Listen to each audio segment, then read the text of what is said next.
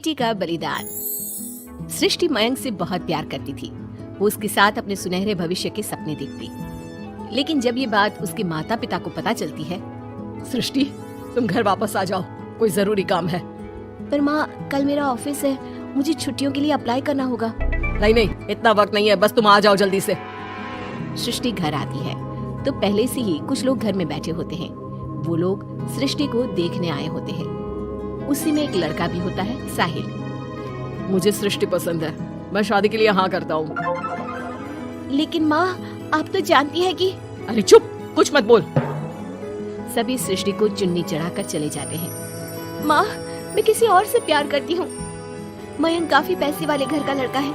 आपको पता है, हमारे पूरे ऑफिस का मालिक भी वही है। माँ, वो मेरे बिना नहीं रह पाएगा।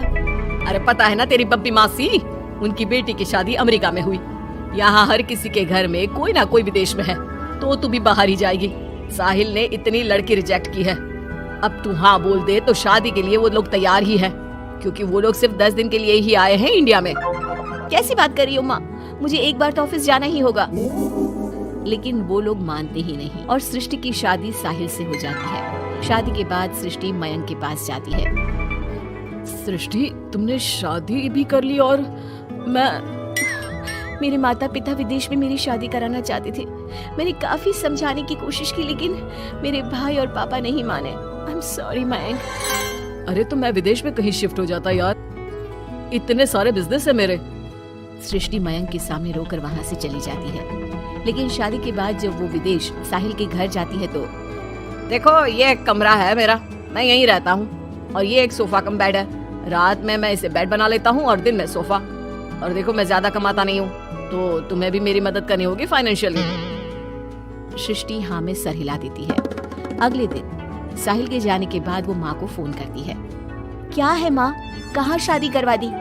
एक तो कोई चेहरा यहाँ अपना सा नहीं दिखता, ऊपर से ये घर। विदेश के नाम पर क्या कर दिया आपने माँ? साहिल यहाँ सेटल भी नहीं है। मयंक के तो कितने बिजनेस थे, आलीशान बंगला, नौकर चाकर।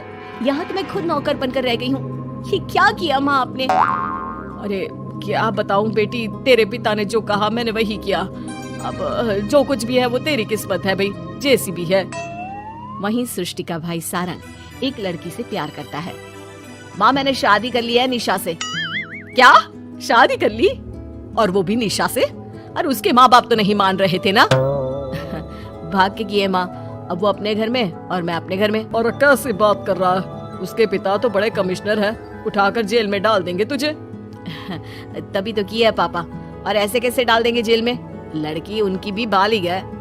अरे पर बेटा, वो लड़की ठीक नहीं है। देखो, किसी लड़के के बारे में ये बात मत बोलो। तुम्हारा लड़का ठीक है क्या? काश मैंने सृष्टि की शादी भी उसकी पसंद से की होती, तो आज मुझे इतना रोना तो ना आता। अरे माँ, तुम उसकी बात पर मत आया करो ना। विदेश में है, जहाँ लोग जाने के लिए मरते हैं। हाँ, लेकिन वैकिन छोड़ो और ये बताओ कि बहू को घर कैसे लाया जाए। सभी मिलजुल कर फैसला करते हैं कि वो लोग सारंग की बीवी यानी कि अपनी बहू के घर जाएंगे। सारंग, माँ और पिता वहाँ जाते हैं, जहाँ पर बहन जी, अब तो बच्चों ने शादी कर ली है, तो आप लोगों का भी आशीर्वाद मिल जाता तो। पता चला हम लोगों को भी। देखिए, मुश्किल है कि हम उसे आप लोगों के घर भेजे। हैं? ऐसे कैसे मुश्किल है? और क्यों नहीं भेजेंगे? बीवी है वो मेरी, भेजना तो पड़ेगा ही।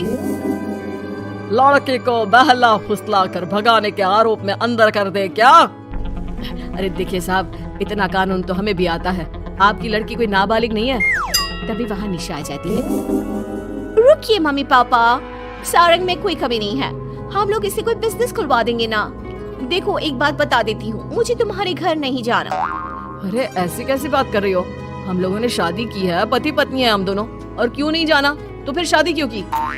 शादी इसलिए की क्योंकि तुम मुझे अच्छे लगे, लेकिन इतना बड़ा घर शान और शौकत छोड़कर तुम्हारे साथ आने के लिए मैं रेडी नहीं हूँ।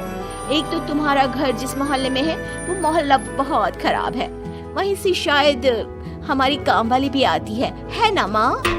हाँ, इन्हीं लोगों के पीछे वाली गली से आती है कमला।